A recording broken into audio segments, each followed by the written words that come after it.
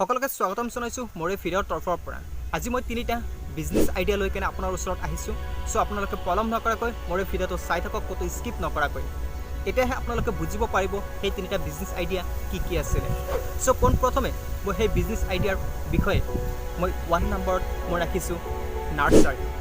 আপোনালোকে সকলোৱে গম পায় নাৰ্চাৰী এটা ভাল এটা বিজনেছ, কিন্তু সকলোৱে গম পোৱাৰ পিছতো সেই নাৰ্চাৰীৰ বিষয়ে কিমানজনে অধ্যয়ন কৰিছোঁ, কিমানজনে তাত আগ্ৰহী হৈ সেই কাম কৰিছোঁ।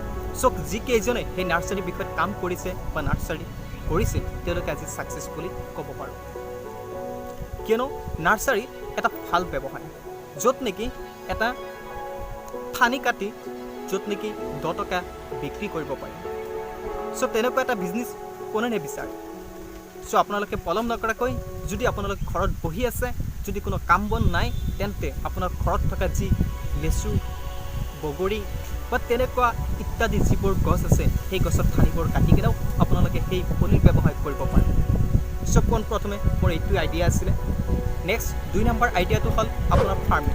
ফাৰ্মিং আপোনালোকে কেনেকৈ কৰে বা ফাৰ্মিং কৰিবলৈ হ'লে ইমান ধন বা ইমান মূলধন আমি ক'ত পাম। চ' আপোনালোকে যদি ইচ্ছা কৰে, একচুৱেলি ফাৰ্মিংটো তেনেকুৱা পইচাৰ প্ৰয়োজন নহয়। যদি আপোনালোকে ইচ্ছা কৰে, আপোনালোকৰ যদি মনত সেই জাগ্ৰত থাকে, তেন্তে নিশ্চয় আপোনালোকে কৰিব পাৰিব এটা ফাৰ্মিং। চ' আপুনি কি ফাৰ্মিং কৰিব? আপুনি গৰু, ছাগল, মহ ইত্যাদি বহুত আছে, চৰাই আপুনি কৰিব পাৰে।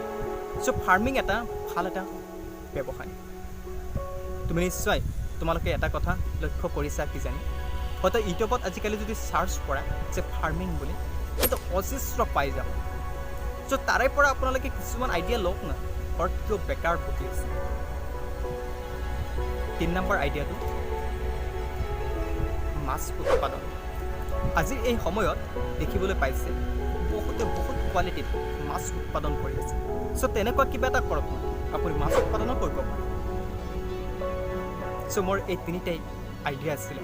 মই বিশেষকৈ ইয়াৰ বহলাই নক'লোঁ, মাছ কেনেকৈ উৎপাদন কৰিব লাগে আৰু ফাৰ্মিং কেনেকৈ কৰিব লাগে। চ' সেইটোৰ কাৰণে আপোনালোকে ইউটিউবত চাৰ্চ কৰক, দেখিবলৈ পাব অজস্ৰ ভিডিঅ' আছে, য'ত নেকি সকলো বস্তু বিতংভাৱে আলোচনা কৰা আছে, তাৰ পৰা কিছুমান নলেজ লওক। হেল্ল' গাইজ, যদি মোৰ ভিডিঅ'টো ভাল লাগে তেন্তে লাইক, কমেণ্ট, শ্বেয়াৰ কৰিবলৈ একেবাৰে নাপাহৰিব। এনেকুৱা নতুন কিছুমান আইডিয়া মই আপোনালোকৰ কাৰণে লৈ আহিম।